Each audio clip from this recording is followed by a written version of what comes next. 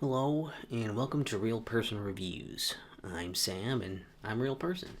And today I want to talk to you about Call of Duty World at War. Um, this is one where I've uh, I've played it before a long time ago on my PS3. This is the Xbox 360 version that I'm playing through the Series X, but it's pretty much the same game, so I think this will apply to both. Um, and Well, this one is the fifth Call of Duty game. It's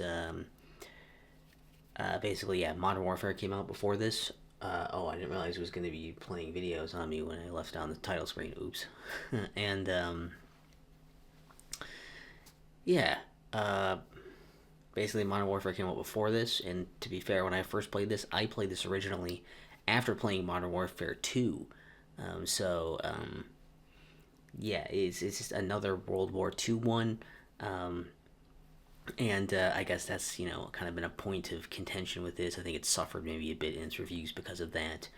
But I'm here to really just talk about this in a little bit of a different way. I'm still talking about all the stuff. There's basically the three segments of this game, but I'm talking about them each individually, so I've just recorded those bits separate from one another. So it's a little bit different for the flow and stuff. If you want that, that's the way this is done. There's a written review still, but it's also written in that fashion. So hopefully that change and stuff is okay and you don't hate it. Giving it a try. Let me know what you think. But yeah, this is me looking back at the. Well, that looks cool. Looking back at the game with you know as a trip down memory lane, but with more experience under my belt. To allow me to really look at this for what it not, like what it still is, rather than what it was to me back then. Because honestly, back then I really was, you know, not only was I coming off of I played Modern Warfare 2 already, which is spoiler, it's a lot better, but also I was still kind of used to classic style first person shooters, which were one guy with an arsenal full of cool guns and fighting a bunch of cool different enemies in cool places, and switching from that to military shooters, just army dudes shooting army dudes with real guns, was not that exciting. So going in this with the right perspective of what I expected to do and see and what I'm used to around these things, I think it's definitely helped me have more appreciation for what this game actually is and was. Let's get into that. So the campaign here for World at War is yet again in World War II. Um, Basically split between two things with, you got Americans, you got Russians, and you're kind of following these two groups pushing forward and fighting uh, in their respective fronts during this.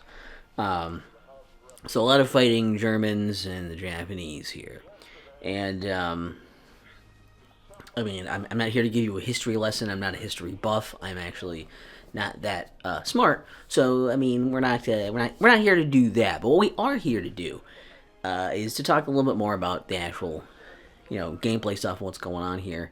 So, this game basically, you'll be able to tell that this came after the original Modern Warfare, because now you've got the snappiness and the sprinting and the aimed out sights thing. You got the whole focus thing or whatever, where it's clear, the stuff that you're looking at is clear and the other stuff is blurry. It's doing that visual effect thing. It's doing a lot of the things just like that Modern Warfare did. That you'll notice the DNA here because it's built off of that engine.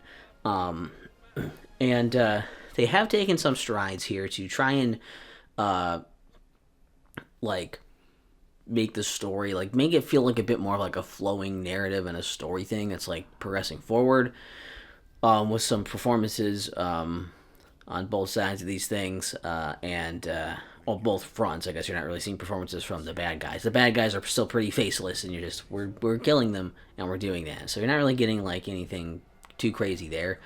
We don't really need to sell you on the fact that these people were bad, I guess.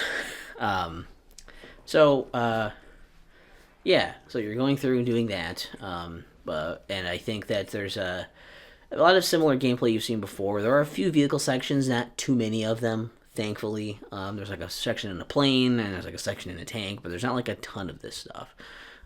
So that's good for me, I guess. Anyways, I don't need tons of vehicle things. Feel a little gimmicky, so there's not too many of those. Um, there are some large scale battles in here of like just like going out into big open areas and people behind cover and doing stuff and in turrets and all this other stuff going on. There's some of that going on in the game, but they've also kind of put in some other sections as well to try and keep it interesting. Which I mean, like I will say, I kind of like that you don't really get these big battle things like this very often in Call of Duty anymore. So like coming back and playing that again is actually pretty fun to do. I like that it's in here, but I also kind of like that. And even Modern Warfare didn't really have much of that, but I also like that they mixed that with the some of the more linear like corridor sections going through like tunnels and trenches and there's the cool stuff for introduced to like the Russian campaign stuff of like going through. There's some pretty cool like cinematic like moments they create for you as well. There's the cool like the section where you're like playing like peekaboo with a sniper in the like in another building or peeking out windows and stuff trying to see each other and snipe each other before the other one does. Like that was cool. Or there's like a section where you're running through and like you have a flamethrower burning down all this like high grass in this field, just to uncover the enemy and like because they're like there's enemies that are like hiding like with like suits of like leaves and stuff and they're like hiding in the grass and like laying down there. They're playing dead. There's people that are hiding in trees, like some really cool stuff going on. They managed to like integrate like into this or like interesting to like see and like play. Those are fun. I think that the weaponry isn't like the greatest, and maybe it's realistic to how these weapons actually are. I'm not like a historical weapons buff expert either, so I don't really have the knowledge to say if this is or isn't good, or accurate or whatever. But not too many weapons have a whole lot of kick to them. They feel a little bit like weak. I don't know if that's again like a design of like sound and like feedback and all that, or if that's more like a just how they actually are. That I'm not sure, because explosions and stuff still are decent for this. But yeah, well, there's not the biggest variety of weapons or anything either. You still have some options of things for submachine guns, or like you have rifles. You got there's some snipers. There's rocket launchers. There's some stuff out here to play with, shotguns, and I mean, yeah, it's a good length of campaign as well.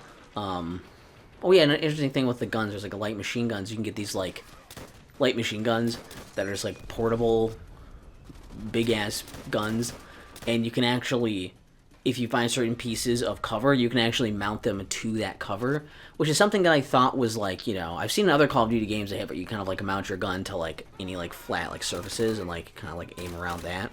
But I didn't realize that it as far as I can tell, that actually started here in World at War. So that was kind of an interesting tidbit to notice. But yeah, it's a good length of campaign, a good amount of missions, a good amount of like playtime, and while some of it might be a little bit samey, of like you're fighting a bunch of people again in an open area, now you're fighting people in a hallway area. They do try to do some things for a bit of a change of scenery at times, and a bit of different like doing different stuff with it a little bit. Slightly different objectives. So there is some of that being fed into there as well. So I still think it's generally a good campaign.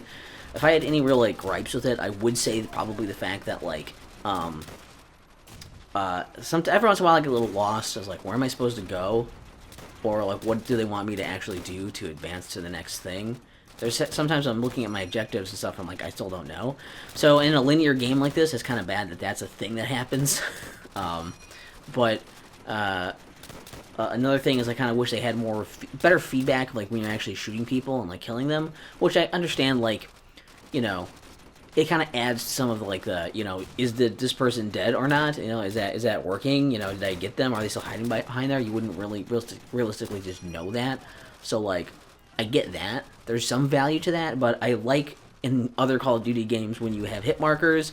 Sometimes they'll even change like to a different color hit marker, so you killed an enemy, or they'll have like audio feedback of like them getting hit, and also a different part of audio feedback of them like the death throw of them dying, or both. But because there's neither, it's a little tough and especially when it's hard to see enemies. Sometimes I don't know. It feels exactly the same shooting at an enemy as it does shooting at nothing, like a tree that I thought was an enemy this whole time. But again, I understand there's some value to that. There's some point to that. But no, the real issue I think here though, the biggest problem is the grenades. Fuck the grenades, okay? And grenade spam is a thing in every Call of Duty game, pretty much, right? Because that's how they get around the whole cover shooter thing. Well, I'm from behind cover, and I'm never going to get hit back here. Well, how are the enemy's going to get me? They're going to throw a grenade over and make me run away from it, because if I don't, I'm going to get hit by a grenade, and, I might die. Well, in this game, if you get hit by a grenade, you pretty much will die, okay? And that's, they're extremely lethal. And I guess I just find myself really confused, because it feels like sometimes I have survived some grenade explosions, even though I can still see the indicator, but there have been times when I see the indicator and I die. There have been times when I don't see the indicator and I still die from a grenade explosion. Where was it? I mean, I'm not even just talking like when I run ahead and I accidentally hit a grenade because I was running and I ran into where it just was and it blew up right away. There are times when I get no grenade indicator and it blows up and I die just instantly out of nowhere. And I don't know if that's a glitch or not. Also, grenades don't seem to really care about, solid objects sometimes either. There are times when, you're in, behind a wall, and the grenade indicator is, on the other side of the wall. You're like, well, I'm behind this wall, right? But it'll still blow up and kill you. Sometimes the cover will save you. Sometimes it won't. So, I don't know if the indicator is just glitchy. I don't know if things are not supposed to explode through walls. I don't know how much of this is intentional versus just problems or what. Maybe the pineapple grenades and the stick grenades have different, lethality to their explosions. Maybe that's a thing, too. I don't know. But I don't know. And if I don't know, I can't really, plan around it very well. So most of the game, if I ever saw a grenade indicator, I would run the hell away as much as I could. I would never try to throw a grenade back unless it was, landed right where it gave me the button immediately. Then I would. Otherwise, if I'm trying to scramble around to find where is the actual, center of where this grenade is so I can throw it back. I mean, I'm probably just going to die in the process, so there's no point in doing that. Even though enemies can be, next to grenades and be fine, they can survive, 3 grenades in a row, unless you have it, directly, land on their fucking boot. They're just going to be fine, so that's fun. And then, I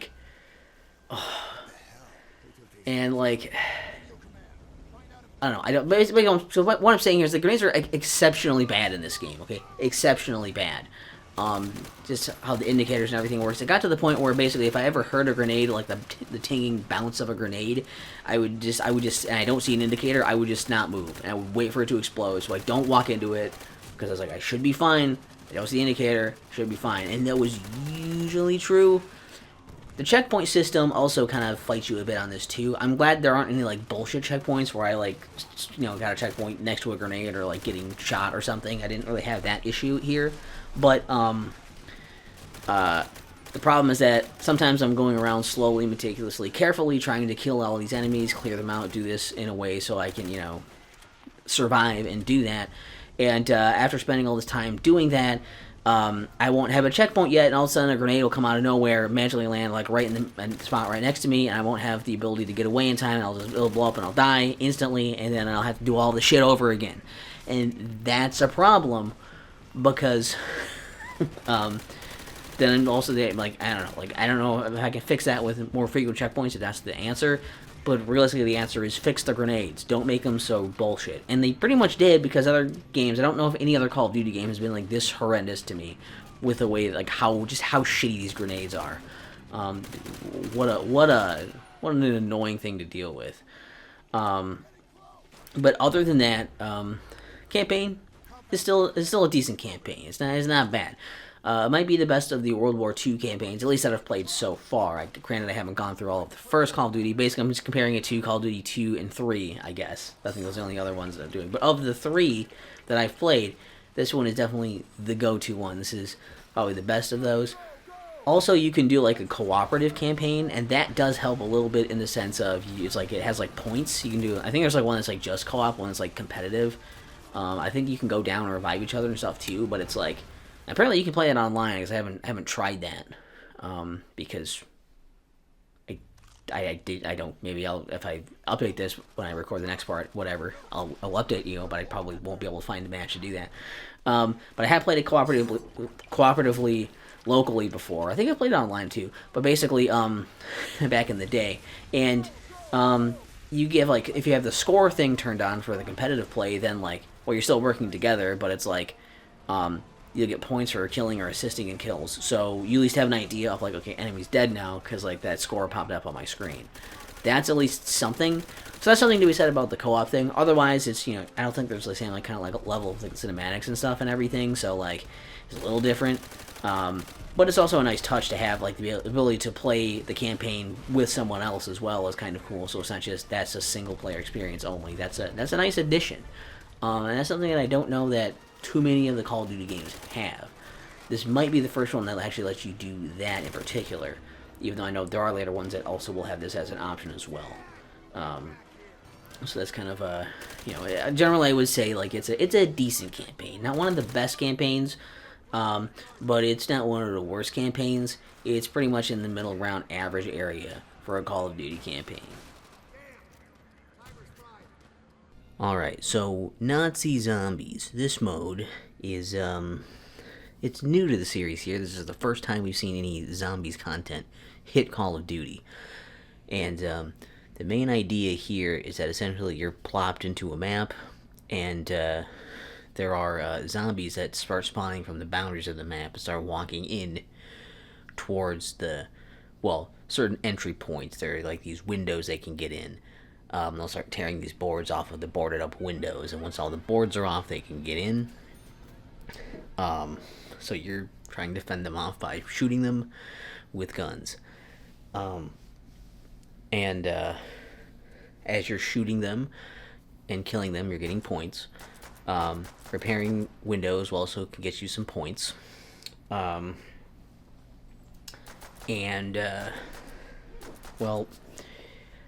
mean, that's kind of the main gist of doing that.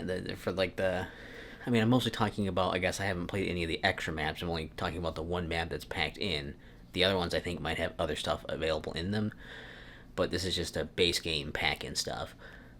So there's not a whole lot of frills here. There's some guns that are on the walls. You can use your points to buy those guns or refill ammo for them if you already have the guns. There's also some barricades, like doors, whatever, like that you can open up to get into other rooms. When you open up other rooms, or then other places for zombies to break in and get in and attack you. And as the rounds go up and they get higher, zombies become faster, more plentiful, and take a lot more punishment. There's also, in one room, there is a mystery box.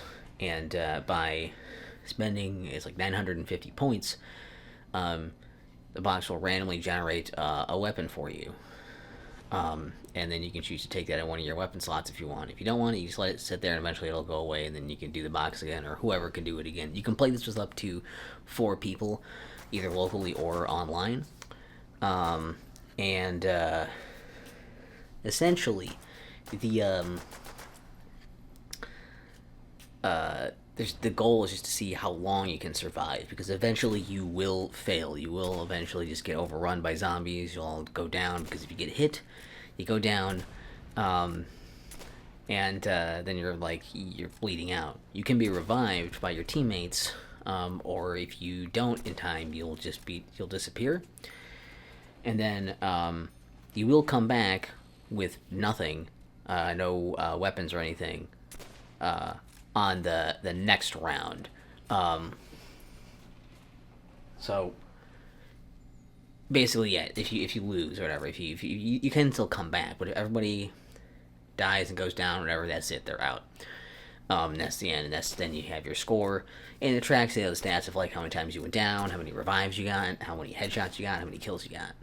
And it's kind of more or less just looking for leaderboards, personal bests, that type of thing. And it's a fun mode. I still really like this one just because, even though there's a lot of other zombies modes in, Call of Duty, this one is still appealing to me just because it is so simple. I don't have to sit here for like a ton of time and figure out a bunch of weird Easter eggs and, have these big sprawling maps and like end up dying because of, somebody winged me a couple times or something. It's more like, you can kind of push yourself back and like kind of go back. And like the exciting part's probably more so like, first rounds are a little slow, middle rounds are like, ooh, what new weapons am I gonna get? And eventually, once you get like the best weapons that you want for like your optimal loadout, you're set. You're just kind of like fighting to survive there. Maybe switching some stuff out if you run into ammo or something, but then you eventually, yes, get overrun in the end.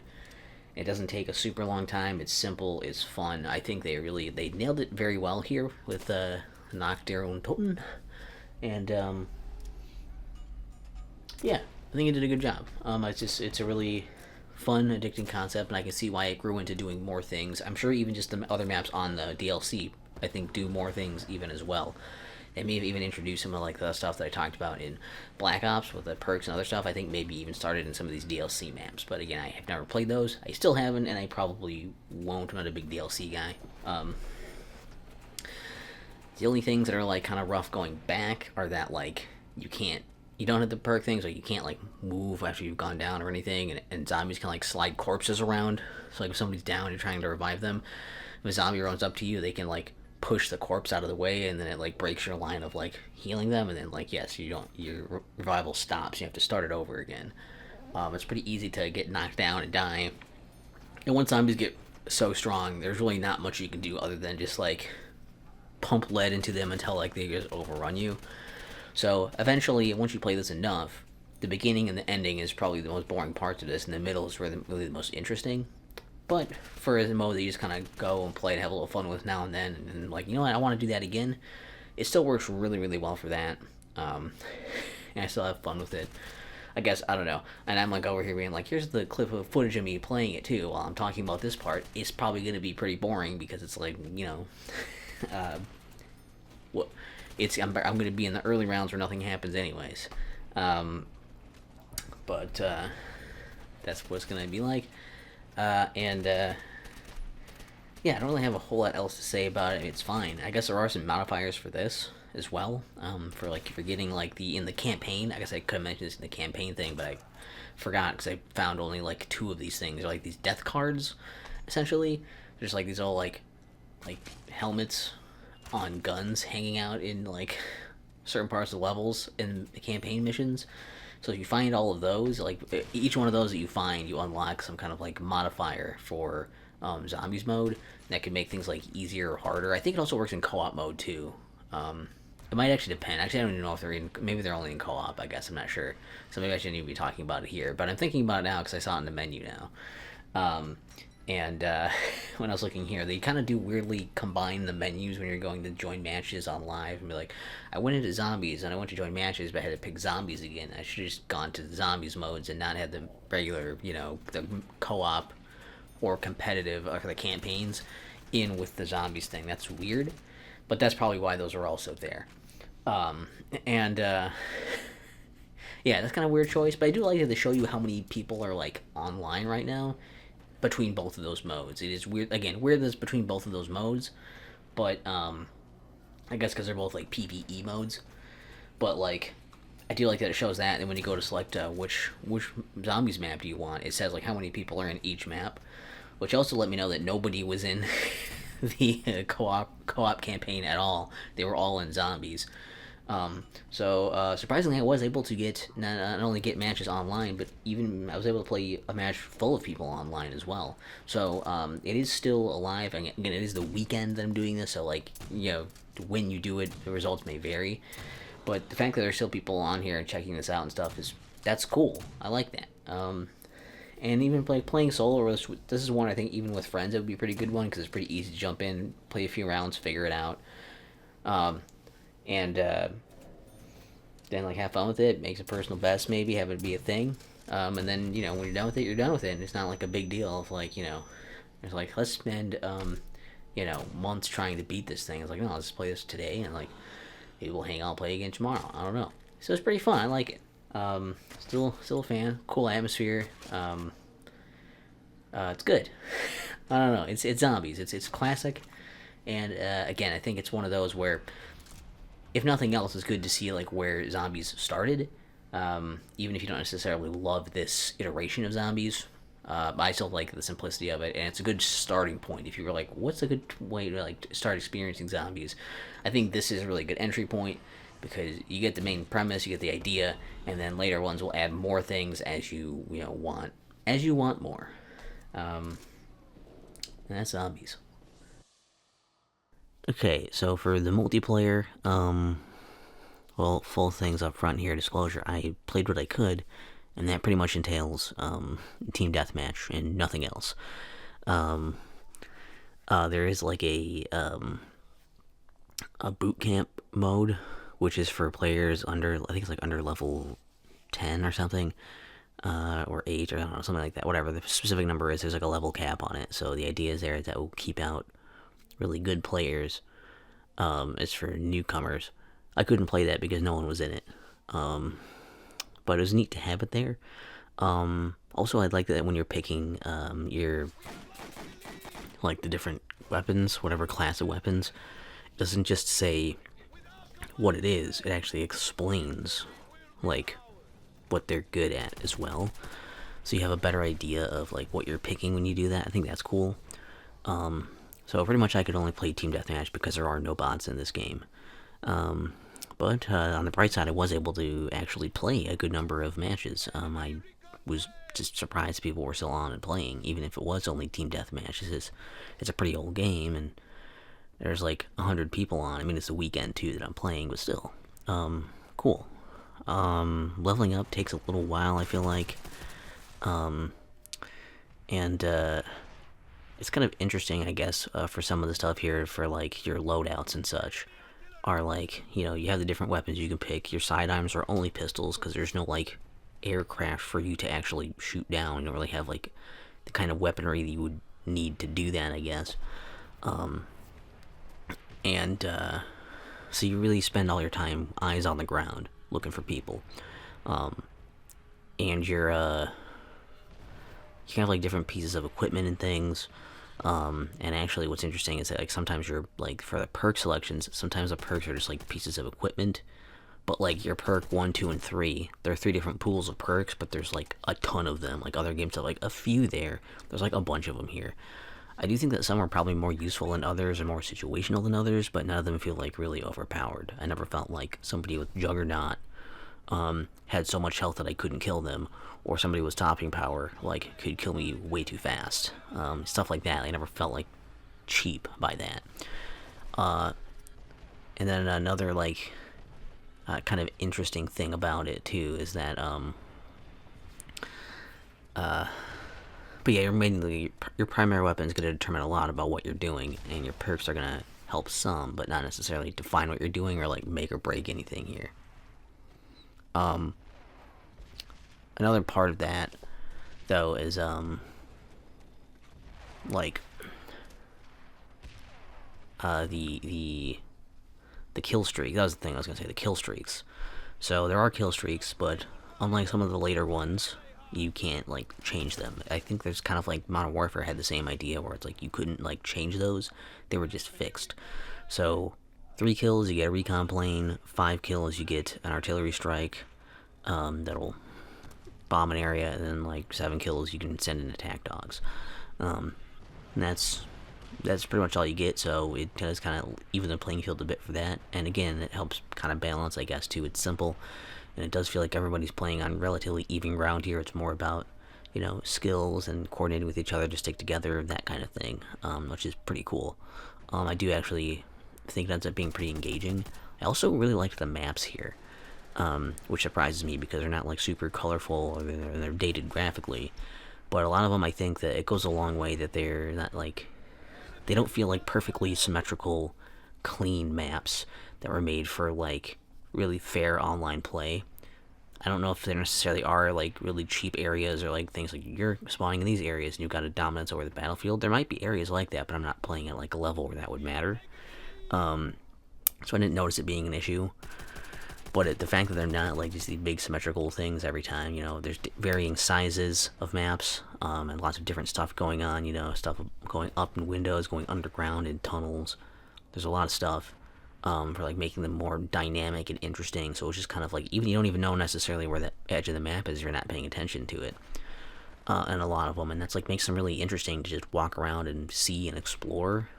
And it's the use also of like how like way light will come in and like illuminate areas, and then less light and darkness. The contrast works pretty well there with those effects. I think like then some there's some things that are like overgrown, like trees and stuff, and there's like things are dirty. There's like destroyed stuff like in the rubble, but like everything, despite all being like war torn areas in various settings, still feel like really interesting and like different in each one. I think they did a really good job with that. Um, and it does really feel like enemies could just be like anywhere at any time. It doesn't feel like, yeah, obviously somebody's going to want to go here because it's advantageous to do this way, or this is how you're going to play it. Here are my 3 lanes. It just feels a lot more dynamic. Actually, in some of the, also some of the maps have, they're bigger and they have tanks in them, so you can get in a tank and like multiple people can get in and be on the main gunner, like the little machine gun things or whatever. You can also get sniped out of your tank and have your tank exploded by like bazookas and explosives and stuff too. So they have like some of that like added as well. A lot of stuff you do for like extra things like this are added to like your D-pad to press to like bring those up or whatever too. And bringing up your map is like hitting the D-pad to bring it up and stuff. So like it's a little different than some other Call of Duty games, but that was interesting too. Like it is kind of scary. Like, oh shit, there's a tank rolling through. I should be careful of that thing because it can instantly kill me. But also like, hey, there's a tank. Like people can just shoot rockets and stuff at it from like inside of buildings and other stuff. And so like it doesn't feel like the tank is like overpowered or like useless either. I think there's like they did a pretty good job of a lot of these things. My only real gripe with this is that well, I guess one of the kind of annoying things that sometimes people this, however they do the hosting of it, I think is what this is. Where basically if the person that is the host of the game leaves, the game just it doesn't migrate, it just actually ends it. So that's kind of a problem. Or also, there's the thing of like the worst thing is that there's no segregation of maps. So if you like, I just had the base game, but some people have the DLC.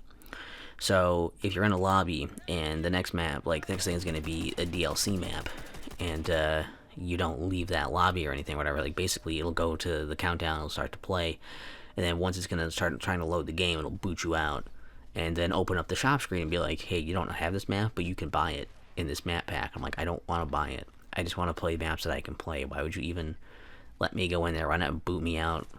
I don't know. So like, I don't know. They didn't find a very good way to like deal with that. That like to detect like people in this room, like this person doesn't have this map, so we can't bring this up. There should maybe just be separate lobbies or some way to check that. But they didn't have that figured out yet, so that was a problem. Definitely was an issue. But other than that, no, it was, like I say, it was surprisingly fun. I didn't expect to appreciate the way the maps like looked in an Xbox 360 game, and I didn't expect to have this much fun with a however like this more limited and basic style of gameplay in this game. But yeah, it actually ended up being quite a bit of fun, even with all the limitations that are on top of it, and the fact that I mean I still really suck. But once you kind of adjust to what the weapons you're good at and sticking with your teammates and figuring it out, it does become a pretty fun time even now. So hopefully, as long as you're okay with just throwing in some games of team deathmatch and don't want all the modes, it's not too bad to check out these days too. Okay, so you just watched the that part where I guess you listened to those things. I mean, spoiler for that too. If you weren't aware, to ruin the movie magic, I recorded that intro bit just like seconds before recording this outro bit. Um, but yes, mainly what I'm getting at here throughout this whole thing is that I have enjoyed this game. Um, Playing through it again has been fun. I do have more of an appreciation for it now versus when I first played it. Um, Both perspectively and like from like what I wanted, and also from like in the context of the series. Now I'm not sure if I would still say this is necessarily a great one to come back to now, or to play now, just because like I think if you played it before, the trip through nostalgia will be fine because it's still good. It's like nothing about it is really bad.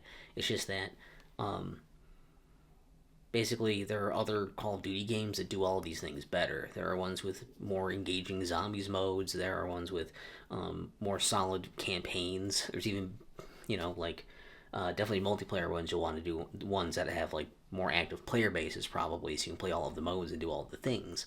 But the biggest thing I think too is to keep in mind as well. Um, is within the context of modern, like, of a World War II games. I haven't played all of them yet, so I don't want to necessarily say this is the best one to play, but so far I think it is. Just because, like, of the ones I've played, being this and 2 and 3. Um, so I still have to kind of try to muddle through the first game again eventually. But the next one on the list here, we do have World War II and we do have Vanguard coming up. So we'll see if that holds up or not. We'll see how my opinion goes. But like I say, nothing on here is bad. But hey, it's cheap. There's also that. It is cheap. So if you want a cheaper experience of this is a very good one to get. It does benefit a lot from having the Modern Warfare engine improvements. It just kind of unfortunately is smashed between a bunch of other stuff. When it came out, it was probably not great for it. Best for people who are looking at a cheap Call of Duty game, checking out some of the older classic Origins, and seeing this as more of a historical shooter. Those kind of people might like it, or just fans of classic Call of Duty might like it, and I don't know. I just wouldn't recommend it generally to people. Like, looking for like what are some of the best Call of Duty games. This is probably somewhere in the middle of the road title, just because the franchise is filled with a lot of standout stuff, and this just isn't one of those. But what do you guys think? I know I've heard a lot of people love this game, and I'm wondering how much of that is nostalgia versus how much you just actually genuinely enjoy it, and how you think it ranks among the other World War II Call of Duty games. That would be interesting to hear. But yeah, not bad. It's not mind blowing or anything. It's kind of where I'm sitting on that. And like I said, next up, I'll be playing through World War II, which would be interesting because it's sort of I've heard that's supposed to be a return to, um, you know, Call of Duty basics kind of. And I mean, I'd probably appreciate it more if I played through the first game because I hear some of it's kind of even leaning more towards that. But we'll see. I'll let you know soon. It'll be probably the next thing because I'm still having a lot of fun with these, surprisingly. And yes, I am sort of stalling and rambling a little extra just so we can get to the part in the end where we have the it's probably pretty close, huh? Maybe not. So we get to see the nice fiery thing for my outro. Um, I'm sure it's happening soon. Someday. Here, it's got to be here, right?